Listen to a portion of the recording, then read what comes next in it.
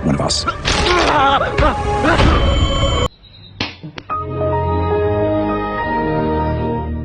The world of Invincible is brutal. Not anime brutal, not the villain talks for 20 minutes before finally attacking brutal. I mean, one mistake and your whole body becomes modern art. Omni-Man wiped out an entire superhero team in minutes. Conquest treated cities like playgrounds. Thragg literally fought in the sun. So it raises the question, can any anime character actually survive Invincible? Now, before we start, we need rules, because saying Goku solos and ending the video, that would be kind of boring.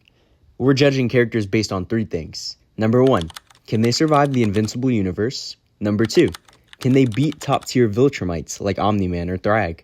And number 3, most importantly, can they survive the sheer brutality of this world?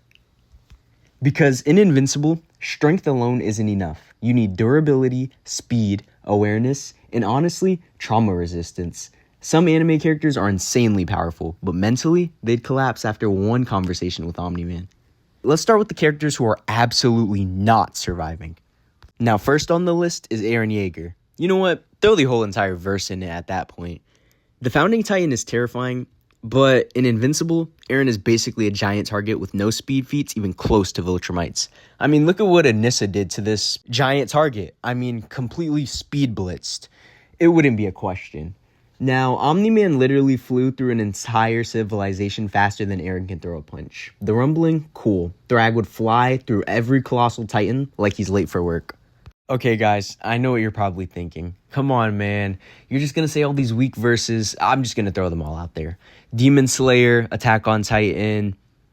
I mean, you know, all the fodder verses, they're all gone. Now, let's get to the real debate. Next up, we have characters who could survive. Barely.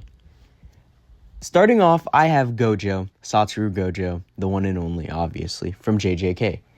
You know, Infinity plays a big factor in this fight, and it might actually help him survive. I mean, Infinity is broken, and most Viltrumites rely on raw physical attacks. And Gojo's Infinity basically stops attacks from ever reaching him. That means Omni-Man could throw a punch with enough force to level a mountain, and it still might not touch him. But here's the problem. Viltrumites adapt fast. The second they realize direct attacks don't work, they start destroying the environment around him. And Gojo's still human. One mistake, one surprise attack, 1 second without Infinity, and it's over. So could he survive? Yes. Would he dominate? Probably not. Next up, we have Naruto, who actually has a really good shot. Naruto, he has insane speed, massive durability, shadow clones, regeneration, all kinds of energy attacks. Baryon mode Naruto especially becomes a serious problem for Viltrumites. But Invincible fights are different. These fights don't stop when someone loses an arm. They stop when somebody's organs are on the floor. Naruto could absolutely survive most threats, but against someone like Thragg, that becomes a war of endurance. Although, I would give him a strong case because Baryon mode Naruto, the more he attacks you and lands the hits, the more life force you lose. Now our next character also has a really good shot, and you all know him as Monkey D. Luffy. Specifically, Gear 5 Luffy might actually fit perfectly into Invincible. He survives purely off cartoon insanity. The problem is that Viltrumites don't care how goofy you are. They will punch through your chest. They're on that demon timing. And even if they get the chance, they're probably going to rip your head off instantly. Still, Luffy's durability, his haki, and unpredictability make him way harder to kill than people think. Especially because Gear 5 basically turns fights into chaos. Now, I know all of us anime fans want to hurry up and stop talking about and get to the characters that break the verse.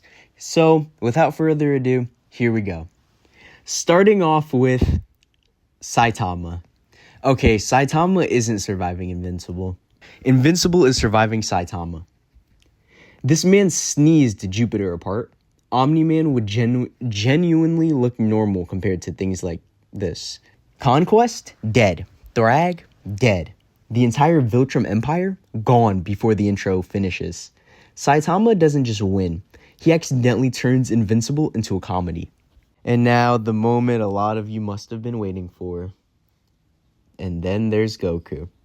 At this point, Dragon Ball scaling is so ridiculous that most fictional universes simply cannot keep up. Universe-level threats, instant transmission, Ultra Instinct, Viltrumites are insanely powerful. Goku fights beings who can erase dimensions. This is less of a fight and more of a public execution.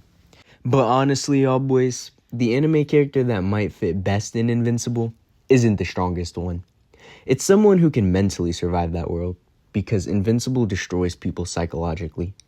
Mark gets beaten down constantly, heroes die horribly, innocent people get caught in the crossfire every single fight.